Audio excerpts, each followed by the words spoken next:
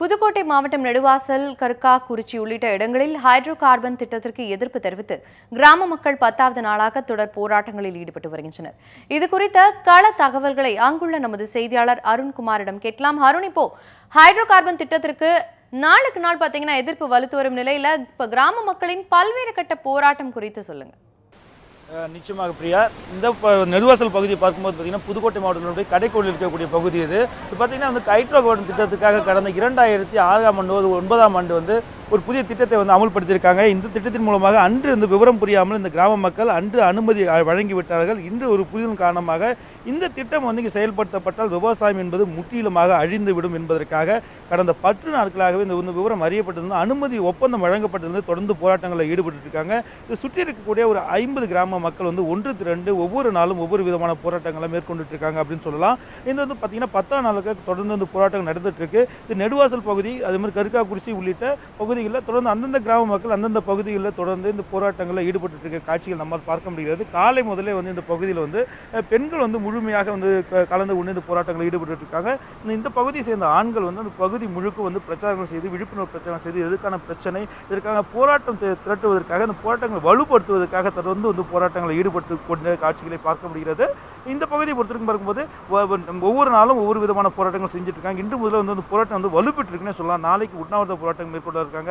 அதை தொடர்ந்து பேரணி முழக்கங்கள் செய்ய இருக்காங்க. அதை தொடர்ந்து அரசியல் கட்சி தலைவர்களும் இதுக்கு முழுமையான ஒரு ஆதரவு தெரிவிச்சுட்டு இருக்காங்க அப்படின்னு சொல்லலாம். இந்த பகுதியை சேர்ந்த கிராம மக்கள் இருக்காங்க, அவங்கள்ட்ட கேட்கலாம். அம்மா சொல்லுங்க, இந்த போராட்டம் தினமும் பண்ணிட்டு இருக்கீங்க அப்படின்றப்போ இந்த போராட்டத்தை வேற எந்த மாதிரி கோணங்கள் எடுத்துட்டு போயிருக்கீங்க? இன்னைக்கு தொடர்ந்து போராட்டம் நடத்திட்டு இருக்கீங்க. இன்னும் எவ்வளவு பேர் இது கூட இருக்காங்க? நாளைக்கு என்ன போராட்டம் செய்ய இருக்கீங்க அப்படிங்கறத சொல்லுங்க. நாளைக்கு என்னன்னா, தினந்தோறும் இது மாதிரி போராட்டம் நடந்துகிட்டு இருக்கு. நாளைக்கு என்னன்னா, இதே மாதிரி தான் நான் சாகும் வரையும் இதே மாதிரி போராட்டம் நடப்போம். இந்த வாய்வு எடுக்கணும்னா மக்கள் ரொம்ப பாதிக்கப்படுவாங்க. பல பிள்ளைங்களுக்கு வளர்ச்சி இல்லாத குழந்தைங்க, இந்த கண்ணு போயிடும், பல சீக்கெல்லாம் கொண்டாந்து விடும். விவசாயமும் எதுவுமே இருக்காது. கடலை, சோளம், வாழை இதெல்லாம் எதுவுமே இருக்காது. மக்கள் எல்லாம் ரொம்ப பாதிக்கப்படுவாங்க. மனுஷன் வாழ முடியாது, மாடு எதுவுமே இருக்காது. இதை பாலைவனமாக மாறிடும், வளர்ச்சி நிலமாக போயிடும். இதுதான் எங்களுக்கு கோரிக்கை. சொல்லுங்கக்கா, இப்போ இந்த போராட்டம்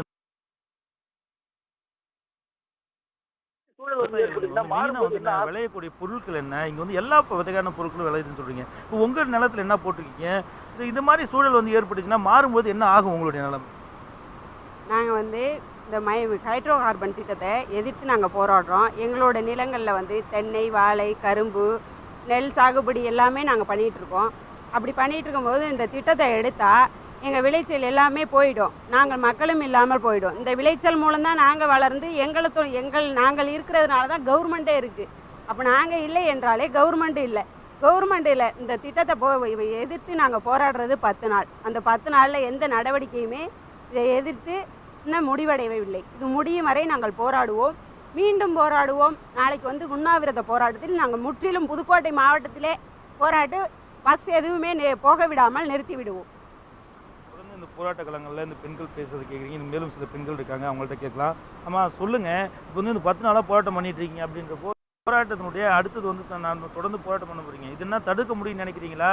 இல்லை இது நடைமுறைப்படுத்திட்டாங்கன்னா உங்களுடைய சூழல் என்ன ஆகும், உங்களுடைய நிலைமை என்ன ஆகுன்னு சொல்லுங்க. நடைமுறைப்படுத்தினா மக்கள் எல்லாம் பாதிக்கும், விவசாயம் பாதிக்கும்.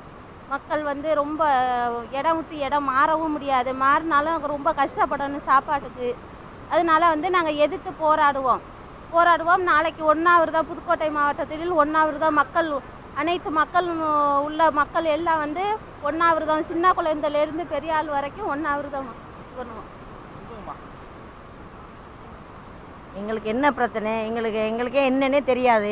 யாருமே படிக்காத பாமர மக்கள்கிட்ட இங்கிலீஷில் ஃப்ளோ பண்ணி அதில் கை நாட்டும் வாங்கி சைன் வாங்கி கொண்டு வந்து இந்த ஹைட்ரோ கார்பன் திட்டத்தை கொண்டு வந்து வச்சுருக்காங்க. அப்போது அதில் என்ன பிரச்சனைனே எங்கள் மக்களுக்கு தெரியாது. ஏன்னா பாமர மக்கள் படிக்காதவங்க தான் அதிகமாக இருக்காங்க. விவசாயம் எல்லாமே நெல், கடலை, சோளம், பூ, மலர்கள், மல்லிகைப்பூ, செவந்திப்பூ அப்படின்னு நிறையா எங்கள் கிராமத்தை பார்த்தீங்கன்னா இது ஒரு ஆற்றுப்பாசனம் இல்லாததெல்லாம் போர் தண்ணி தான் விளையுது. இப்போவுமே பார்த்தா பசுமையாக தான் இருக்கும். எங்கள் கிராமத்தை பார்த்தா பச்சை பசேன்னு பசுமையாக தான் இருக்கும். மத்திய அரசு இதில் எங்களுக்கு தலையிட்டு முதலே ஃபஸ்ட்டு 1000 ரூபா 500 ரூபா தாள் செல்லாதுன்னு சொல்லும்போது நாங்கள் என்ன போராட்டம் நடத்தினோமா? மக்கள் நடத்தவே இல்லை. நடத்த கிடையாது. இது வந்து கொண்டாந்து இப்போ இதை எடுத்தாங்கன்னா மக்களுக்கு ரொம்ப பாதிப்புங்க. நாங்கள் விட மாட்டோம்.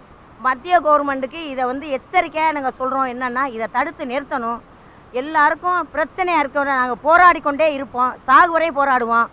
நாங்கள் நாளைக்கு புதுக்கோட்டையிலையும் போராடுவோம். தமிழ்நாடே பிரியா, நீங்கள் கேட்டிருப்பீங்க, தொடர்ந்து வந்து இந்த பகுதியில் வந்து விவசாய நிலங்களை வந்து பாதிக்கிற அளவுக்கு தான் செஞ்சுட்டு இருக்கா சொல்கிறாங்க. தற்போது அந்த பகுதியில் வந்து போடப்பட்டிருக்கக்கூடிய ஆழ்துளை கிணறுகளும் சரி 6000 கன அடிக்கு வந்து ஆழ்துளை கிணறுகள் போடப்பட்டிருக்கின்றன. இதன் மூலமாக வெளியெடுக்கப்படும் நீரானது வந்து இது முழுமையாக பாதிக்கப்பட்டு இது பாலைவனமாக மாறிவிடும் என்பதற்காக வந்து இந்த திட்டத்தை உடனடியாக மத்திய அரசு நிறுத்த வேண்டும் என்பதை தெரிவித்திருக்கிறார்கள். அதே போல தமிழகத்தில் இருக்கக்கூடிய அனைத்து கட்சிகளும், ஒரு சில கட்சிகளை தவிர்த்து அனைத்து கட்சிகளும் எதிர்ப்பு தெரிவித்து கொண்டிருக்கிறார்கள். வரும் நேர காலங்களில் வந்து தொடர்ந்து ஒவ்வொரு நாளும் ஒவ்வொரு விதமான போராட்டங்கள் வந்து ஒரு தலைமையில் வந்து நடத்த இருப்பதாக திட்டமிட்டிருக்கிறார்கள். அருண், இப்போ இந்த போராட்டத்திற்கு வந்து அரசியல் தலைவர்கள் ஆதரவு தெரிவிச்சிருக்கிற நிலையில ஒரு பக்கம் நீங்க வந்து எதிர்ப்பும் தெரிவிச்சிருக்காங்கன்னு சொல்றீங்க. இப்ப இளைஞர்கள், மாணவர்கள் மத்தியில ஆதரவு எப்படி இருக்கு இந்த போராட்டத்திற்கு? நிச்சயமாக தமிழகத்தில் வந்து தற்போது கடந்த 2 மாதங்களை பார்க்கும்போது மாணவர்களுடைய எழுச்சி என்பது மிகப்பெரிய எழுச்சியாக தான் பார்க்கப்படுகிறது. ஜல்லிக்கட்டு மாணவர்களுடைய மிகப்பெரிய வெற்றியாக தான் இருந்தது.